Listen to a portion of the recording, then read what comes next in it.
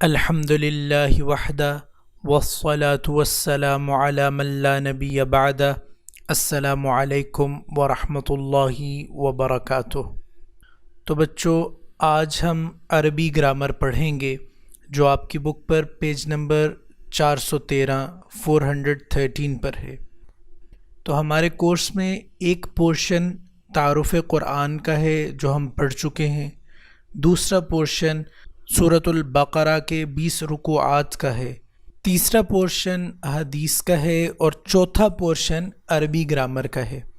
اگر ہم عربی گرامر کو آخر میں پڑھیں تو ہمیں اس کو ان آیات اور احادیث پر اپلائی کرنے کے لیے ان آیات اور احادیث کو دوبارہ پڑھنا پڑے گا۔ اس وجہ سے ہم عربی گرامر کو پہلے پڑھیں گے، جیسا کہ آپ کی کتاب میں بھی عربی گرامر والے پورشن پر نوٹ لگا ہوا ہے کہ قرآن حکیم اور حدیث شریف کا متن شروع کرنے سے قبل عربی گرامر کا حصہ اچھی طرح کر لیا جائے تو متن پڑھنے اور سمجھنے میں بے حد سہولت رہے گی۔ عربی قواعد کے ضمن میں تمام مثالیں نصاب سے لی گئی ہیں۔ تو بچوں، ایک چیز ہمیشہ یاد رکھیں کہ زبان پہلے وجود میں آتی ہے اور اس کی گرامر کے قوانین بعد میں مرتب کیے جاتے ہیں۔ تو ہر زبان لوگوں کے بولنے سے وجود میں آتی ہے اور لوگ جو کچھ بولتے ہیں ان کو الفاظ کہا جاتا ہے۔ الفاظ لفظ کی جمع ہے، لفظ کا لغوی معنی پھینکنا ہے۔ تو ہر آواز جو ہم منہ سے باہر پھینکتے ہیں اس کو لفظ کہا جاتا ہے۔ اب یہ آواز یا تو کوئی معنی رکھتی ہوگی یا یہ بے معنی ہوگی۔ اگر تو یہ بے معنی آواز ہوئی تو اسے مہمل کہا جائے گا، جیسے بچے کا اوں اوں کرنا مہمل آواز ہے۔ لیکن عربی زبان میں کوئی لفظ بھی مہمل یعنی بے معنی نہیں ہوتا۔ تو مہمل کے علاوہ جو الفاظ منہ سے نکلتے ہیں یعنی با معنی الفاظ، تو انہیں عربی میں کلمہ کہا جاتا ہے۔ اب کلمہ یا تو اکیلا اکیلا ہوگا یعنی مفرد جیسے علی، یا یہ چند الفاظ کا مجموعہ یعنی مرکب ہوگا جیسے عبداللہ۔ اب اگر یہ مرکب ہوگا تو یا تو یہ مرکب تام یعنی پورا مرکب ہوگا جسے جملہ بھی کہا جاتا ہے، اسے مرکب مفید بھی کہا جاتا ہے، یعنی ایسا مرکب جو پورا معنی دے، یا یہ مرکب ناقص بھی ہو سکتا ہے جسے غیر مفید بھی کہا جاتا ہے۔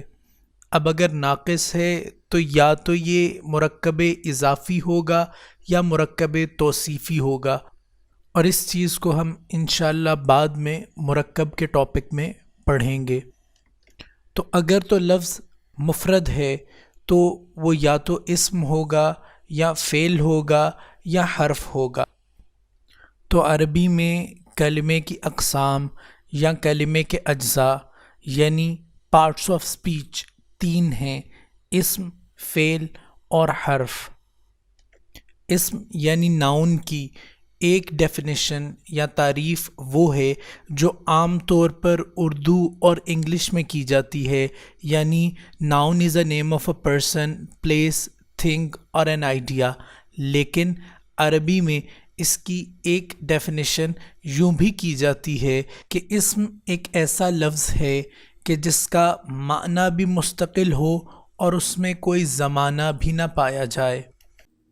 مستقل کو انگلش میں انڈیپینڈنٹ، ان اٹیچڈ یا سپریٹ کہتے ہیں۔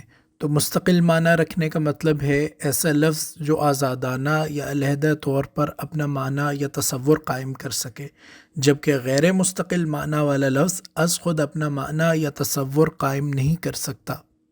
جبکہ فعل یعنی ورب عربی میں ایسے کلمے کو کہتے ہیں کہ جس میں مستقل معنی بھی ہو اور کوئی زمانہ بھی پایا جائے۔ مثلاً اکلا، اس نے کھانا کھایا، تو اس کا معنی بھی مستقل ہے اور اس میں ماضی کا زمانہ بھی پایا جا رہا ہے۔ تو ماضی، مضارع، حال، ان میں سے کوئی بھی زمانہ پایا جائے تو وہ فعل کہلائے گا، اور اسی طرح حرف وہ کلمہ ہے کہ جس میں نہ معنی مستقل ہو اور نہ اس میں کوئی زمانہ موجود ہو۔ تو ابھی تک ہم نے جو گرامر پڑھی وہ ہمارے لیے نئی ضرور تھی لیکن مشکل نہیں تھی، اور اب جو ہم گرامر کا حصہ پڑھنے جا رہے ہیں وہ نہ تو ہمارے لیے نیا ہے نہ ہی مشکل ہے، اور وہ یہ کہ کوئی بھی اسم عام یا خاص ہونے کے حوالے سے دو قسموں میں تقسیم ہوتا ہے، یا تو وہ اس میں معرفہ ہوگا یعنی پراپر ناؤن ہوگا، یا پھر وہ اس میں نکرہ ہوگا یعنی کامن ناؤن ہوگا۔ جیسا کہ ہمیں پتہ ہے کہ پراپر ناؤن یعنی اس میں معرفہ سے مراد ایسا اسم ہے کہ جب وہ بولا جائے تو ہمارے ذہن میں کسی خاص شخص، خاص جگہ یا خاص چیز کا تصور قائم ہو جائے، جبکہ کامن ناؤن ایک ایسا اسم ہوتا ہے کہ جب وہ بولا جائے تو کسی خاص شخص، خاص جگہ یا خاص چیز کا تصور ذہن میں قائم نہ ہو بلکہ بے شمار چیزیں ذہن میں آ جائیں۔ مثلا ہمارے بھائی کا نام علی ہو تو جب ہم علی کہیں گے تو فوراً ہمارے ذہن میں اپنے بھائی کا ہی تصور قائم ہوگا، لیکن اگر ہم لڑکا کہیں گے تو ہمارے ذہن میں کوئی خاص تصور قائم نہیں ہوگا۔ تو لڑکا اس میں نکرہ ہے جبکہ علی اس میں معرفہ ہے۔ اس میں معرفہ کی پھر آگے مزید تقسیم آتی ہے کہ اس میں معرفہ یا تو اس میں علم ہو سکتا ہے یعنی کسی خاص شخص، جگہ یا چیز کا نام، یا یہ اس میں ضمیر ہو سکتا ہے۔ اس میں ضمیر جسے ہم انگلش میں پروناؤن کہتے ہیں، جو اسم کی جگہ پر آتا ہے، اس میں ظاہر کی جگہ پر بولا جاتا ہے، اسے اس میں ضمیر یعنی پروناؤن کہا جاتا ہے۔ اب یہ ضمیریں یا جڑی ہوئی ہوں گی یا علیحدہ علیحدہ ہوں گی۔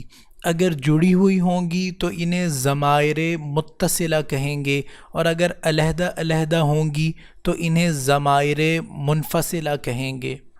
پھر یہ جڑی ہوں یا علیحدہ علیحدہ ہوں، حالت کے اعتبار سے یا یہ فاعلی حالت میں ہوں گی یا مفعولی حالت میں ہوں گی۔ فاعلی حالت یعنی کام کرنے والے کی حالت میں یعنی بطور سبجیکٹ، اور مفعولی حالت یعنی جس چیز پر کام کیا جا رہا ہے اس کی حالت میں یعنی آبجیکٹ کی حالت میں۔ اب فاعلی حالت میں یہ صرف جداگانہ طور پر نظر آئیں گی، ورنہ متصل حالت میں یعنی جڑی ہوئی حالت میں یہ فعل کے اندر ہی شامل ہوتی ہیں۔ تو جداگانہ یعنی منفصل حالت میں یہ فاعلی صورت میں ایسے ہوں گی: ہوا ہما ہم، ہیا ہما ہن، انت انتما انتم، انتی انتما انتن، انا نحن۔ جس طرح ہم قرآنی آیات کو پڑھتے جائیں گے انشاءاللہ اس کا مطلب سمجھ آتا جائے گا۔ ابھی آپ نے صرف یہ کرنا ہے کہ ان کو اسی طرح یاد کر لینا ہے: ہوا ہما ہم، ہیا ہما ہن، انت انتما انتم، انتی انتما انتن، انا نحن۔ اب یہاں آپ کی کتاب میں ایک غلطی ہے، اور وہ یہ کہ انتی انتما کے بعد انتم لکھ دیا ہے، اسے انتنا کر لیں۔ اسی طرح مفعولی حالت میں منفصل اور متصل ضمیریں آپ کی کتاب میں درج ہیں، لیکن ابھی ہم اس کو اس وجہ سے نہیں پڑھیں گے کیونکہ ابھی ہم نے عدد کا نہیں پڑھا کہ واحد کیا ہوتا ہے، تثنیہ کیا ہوتا ہے، جمع کیا ہوتا ہے۔ اس میں معرفہ کی تیسری قسم اس میں اشارہ ہے۔ اس میں اشارہ ایسے اسماء ہیں جو کسی کی طرف اشارہ کرنے کے لیے استعمال ہوتے ہیں۔ اب یہ اشارہ یا قریب کے لیے کیا جائے گا یا بعید یعنی دور کے لیے کیا جائے گا۔ اب یہاں پھر ہمیں ضمائر کی طرح اسماء اشارہ کو سمجھنے کے لیے عدد کو پڑھنا پڑے گا۔ اسی طرح ہمیں جنس کے اعتبار سے بھی کلمے کو سمجھنے کی ضرورت ہے۔ تو جنس کے اعتبار سے کلمہ یا تو مذکر ہوگا یا مؤنث ہوگا۔ مذکر یعنی وہ مرد کے لیے بولا جائے گا، اور مؤنث یعنی وہ عورت کے لیے بولا جائے گا۔ اور عربی میں بے جان چیزیں بھی مذکر اور مؤنث میں تقسیم ہوتی ہیں۔ چونکہ اردو بھی عربی سے نکلی ہے، اس وجہ سے اردو میں بھی بے جان چیزوں کے لیے مذکر اور مؤنث کی تقسیم پائی جاتی ہے۔ اب عدد کے اعتبار سے یا تو کلمہ واحد ہوگا یعنی سنگولر، یعنی کسی ایک چیز یا ایک شخص کے لیے استعمال کیا جائے گا، یا کلمہ تثنیہ ہوگا یعنی ڈیول، یہ دوسری زبانوں میں نہیں پایا جاتا، یعنی وہ دو لوگوں کے لیے استعمال کیا جائے گا، یا وہ پلورل ہوگا یعنی جمع ہوگا، اور عربی میں جمع یعنی دو سے زیادہ کے لیے استعمال ہوگا۔ اب ان دونوں چیزوں کو ذہن میں رکھتے ہوئے پیج نمبر 415 پر اس میں اشارہ کی ہیڈنگ کو دیکھیں تو اس کے نیچے آپ کو اس میں اشارہ قریب اور اس میں اشارہ بعید ملیں گے۔ اس میں اشارہ قریب میں پہلا ہے ھذا، یعنی واحد مذکر ایک مرد کے لیے، ھذانی تثنیہ مذکر، ھؤلائی جمع مذکر، ھذہ واحد مؤنث، ھاتانی تثنیہ مؤنث، ھؤلائی جمع مؤنث۔ اب آپ ایک چیز نوٹ کریں کہ جمع مذکر اور جمع مؤنث دونوں کے لیے ھؤلائی کا لفظ استعمال ہوا ہے۔ اب اس میں اشارہ بعید میں ھذا کی جگہ ذالکا آ جائے گا، ھذانی کی جگہ ذانکا آ جائے گا، ھذہ کی جگہ تلکا آ جائے گا، ھاتانی کی جگہ تانکا آ جائے گا، اور ھؤلائی کی جگہ اولئکا آ جائے گا۔ اس کے بعد اس میں معرفہ کی چوتھی قسم اسم موصول ہے، یعنی ایسے اسماء جو صلہ پیدا کریں یعنی کنیکشن پیدا کریں، اور اس میں انہوں نے مثال دی ہے جو، جس، جسے، جنہیں وغیرہ کے معنی۔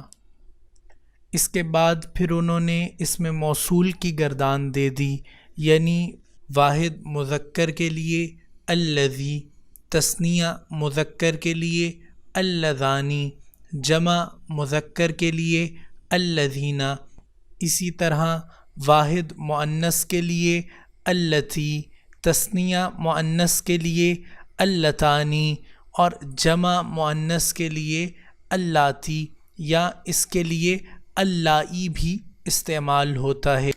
اس کے بعد اس میں معرفہ کی پانچویں قسم ہے منادا، یعنی وہ الفاظ جو کسی کو ندا دینے کے لیے، کسی کو پکارنے کے لیے، کسی کو آواز دینے کے لیے استعمال کیے جائیں۔ مثلا یا رجل، اے مرد۔ اب رجل ویسے تو نکرہ تھا، لیکن جب اس کے ساتھ یا لگا دیا تو اب ایک خاص رجل سے بات کی جا رہی ہے، ایک خاص رجل کو مخاطب کیا جا رہا ہے، تو یہ معرفہ ہو گیا۔ یا رجل اے مرد، یا ولد اے لڑکے۔ اسی طرح جب کوئی اسم نکرہ اسم معرفہ کا مضاف بنتا ہے، مضاف کو ہم انشاءاللہ مرکب اضافی میں پڑھیں گے، تو جب کوئی اسم نکرہ اسم معرفہ کا مضاف بنتا ہے تو وہ بھی اسم معرفہ بن جاتا ہے۔ تو اسم معرفہ کی چھٹی قسم اسم معرفہ کا مضاف ہے۔ اسی طرح اسم معرفہ کی ساتویں قسم وہ الفاظ جو معرف باللام ہوں، معرف یعنی انہیں معرفہ کیا گیا باللام یعنی الف لام کے ساتھ، یعنی اصل میں لفظ تو کتابن تھا، کوئی ایک کتاب، لیکن جب الکتاب کر دیا گیا تو اس ال نے دی کا معنی دے دیا، یعنی دی بک، ایک خاص کتاب جس کا ہم ذکر کر رہے ہیں۔ اسی طرح قلمن، کوئی ایک قلم، لیکن جب ہم القلم کہیں گے تو اس سے مراد ایک خاص قلم ہوگا جس کا ہم ذکر کر رہے ہیں۔ تو یہ تھا ہمارا آج کا لیکچر۔ اگلے لیکچر میں ہم انشاءاللہ جمع کے بارے میں، مذکر اور مؤنث کے بارے میں، اور مرکب اضافی اور مرکب توصیفی کے بارے میں پڑھیں گے انشاءاللہ۔ السلام علیکم ورحمۃ اللہ وبرکاتہ۔